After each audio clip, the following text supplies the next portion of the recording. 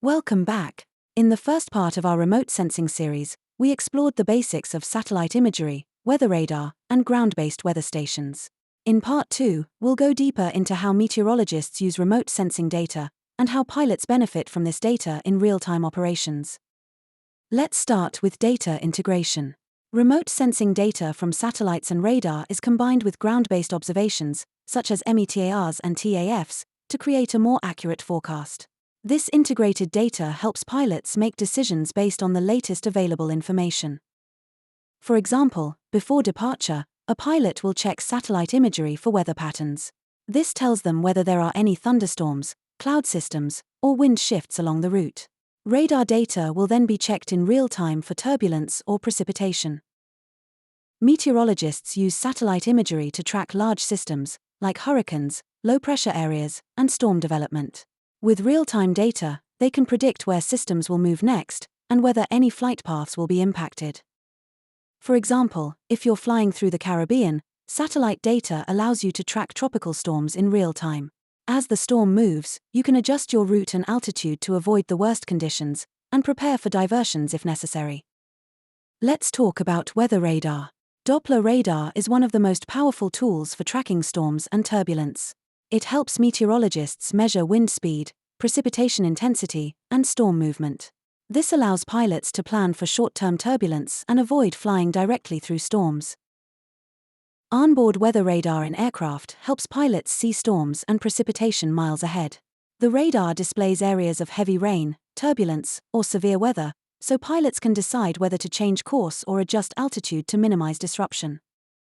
Another key tool is lightning detection.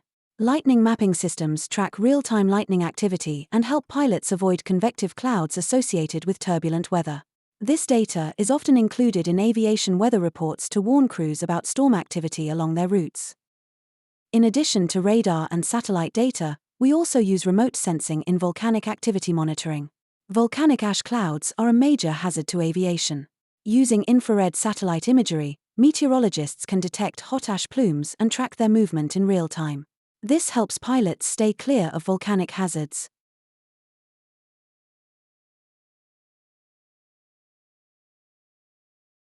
Similarly, smoke from wildfires is another threat to visibility and air quality. Remote sensing tools can identify areas affected by smoke, and satellite images can show how it's spreading. This helps pilots prepare for reduced visibility in certain regions.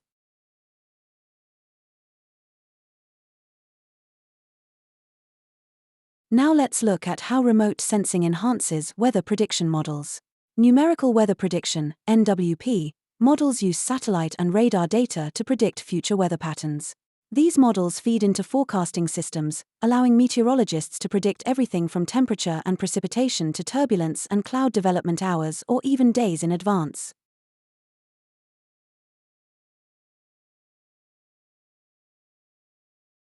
For example, you're flying into London Heathrow, and the weather is showing signs of changing. By analyzing satellite imagery, the meteorologist can predict whether a front or low-pressure system will affect the airport in the next few hours. This helps crews adjust their approach plans and prepare for possible delays or diversions.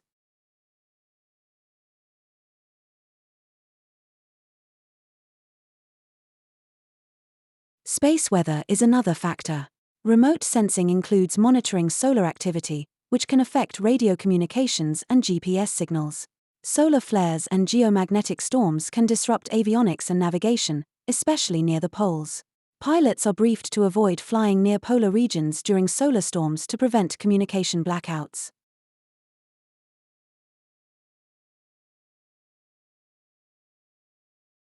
Wind profiling is another important application of remote sensing.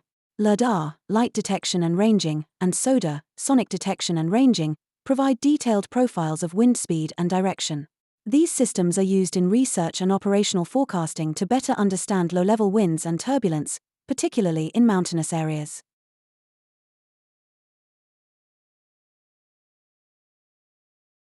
Let's consider a flight from Los Angeles to Tokyo.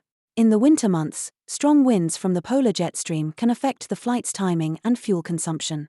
By monitoring wind patterns using remote sensing data, the dispatcher can adjust the flight plan for optimal altitude and fuel economy.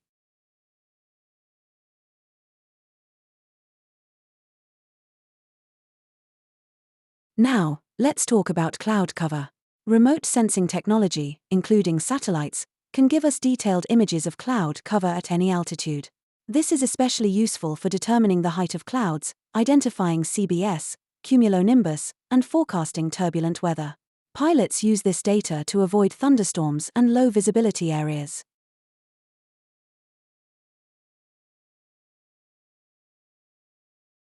Let's look at real-time data integration for flight operations.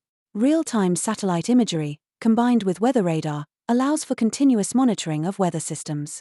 This data feeds into flight planning systems, which update as conditions change, ensuring pilots have the most up-to-date information on their route.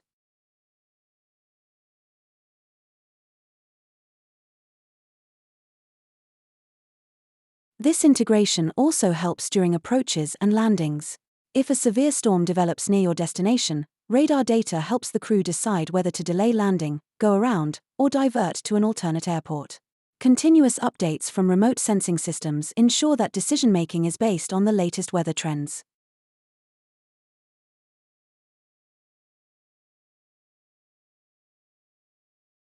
Lastly, let's focus on the future of remote sensing. As technology improves, we can expect even more accurate real-time data. Advances in hyperspectral imaging, AI weather prediction models, and global satellite networks will make it possible to anticipate weather changes even earlier, improving flight safety and efficiency.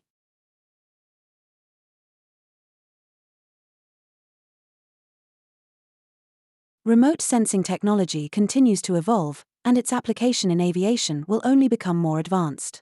From better understanding storm development to improving turbulence prediction, remote sensing is a vital tool for pilots and meteorologists alike.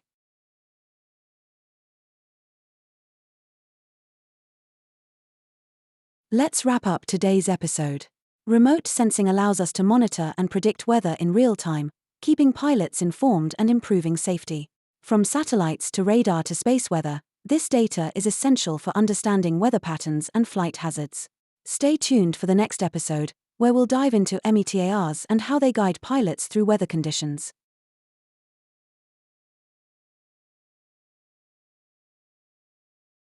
See you in Meteorology number 50, METARs, Part 1.